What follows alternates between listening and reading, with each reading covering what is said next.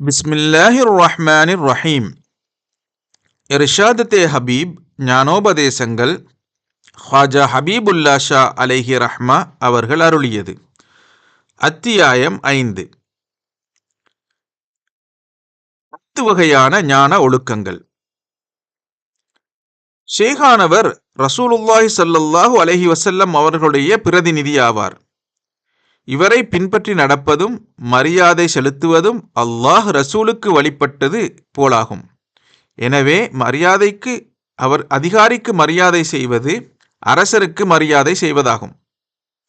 ஒருவருடன் தொடர்பு ஏற்படுத்தி கொண்ட பிறகு அதன் கண்ணியத்தை காப்பாற்றும் முறையில் நடப்பது அவசியமாகும். நடைமுறையில் வெறுப்பு ஏற்படாமல் கவனித்துக் கொள்ள வேண்டும். வெறுப்பு என்பது அன்புக்கு எதிரிடையானது தானே. இதனால் விசுவாசமே நாசமாகிவிடும். விசுவாசம் போய்விட்டால் பிறகு தொடர்பு மட்டும் நீடிப்பது எங்கனம். 10 வகையான ஞான ஒழுக்கங்கள். மஜ்மாஉ சுலூக் எனும் நூலிலே 10 வகை ஞான ஒழுக்கங்கள் விவரிக்கப்பட்டுள்ளன.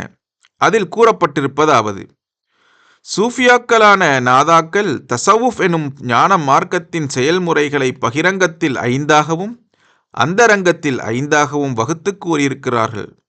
பகிரங்கத்தில் உள்ள 5 ஒழுக்கங்களாவன: 1. ஷேகுக்கு மற்றும் மார்க்க தோழர்களுக்கு மற்றும் எளியவர்களுக்கும் பலவிதமான சேவைகளை செய்ய வேண்டும். 2. ஞானநாதரான ஷேக் ஒருவருடைய ஞான போதனைகளை அடையப்பெற வேண்டும். 3. வழிபாடு, வணக்கம், ஒழுக்கம் இவைகளை தனித்திருந்து அதிகமாக செய்ய வேண்டும். திக்ரு, ஃபிக்ரு, முராகபா என்னும் ஜப தப தியானத்திலும் அதிகம் ஈடுபட வேண்டும். 4. ஷேகின் சமூகத்தில் இணைந்திருக்க வேண்டும். அவருக்கு செய்ய வேண்டிய தொண்டுகளை செய்து முடிக்க வேண்டும். இந்நற்செயலை கட்டாயமின்றி, பலாத்காரமின்றி, வெறுப்பின்றி, தன்னலமின்றி மனப்பூர்வமாய் செய்ய வேண்டும். பிரேதம் குளிப்பாட்டுவருடைய கையிலே கிடப்பது போல ஷேகிடம் இவர் இருக்க வேண்டும். 5. தான தர்மம் புரிவதிலே மிக தீவிரமாக இருக்க வேண்டும். பரோபகாரத்தோடும் தியாக சிந்தையோடும் நடந்து கொள்ள வேண்டும். இவ்வாறே அந்தரங்கத்தில் ஞான மார்க்கத்தின் நடைமுறைகளும் 5ஆகும். 1. ஷரீஅத்தினதும் தரீக்கத்தினதும் அஹ்காம் எனும் ஏவல்களை, விலக்கல்களை நன்கு தெரிந்து கொள்ள வேண்டும். 2. அந்த ஏவல் விலக்கல்களை மனப்பூர்வமாகவும் தூய எண்ணத்துடனும் நிறைவேற்றி வர வேண்டும். 3. தன்னுடைய உள்ளத்திலே பரவச நிலையை உண்டாக்கி கொள்ள வேண்டும். 4. கல்பு எனும் இதயத்தினுள் இடம் பெற்று கொள்ள வேண்டும். கல்பு எனும் இதயத்தினுள் இடம் பெற்று கொள்ள வேண்டும். 5.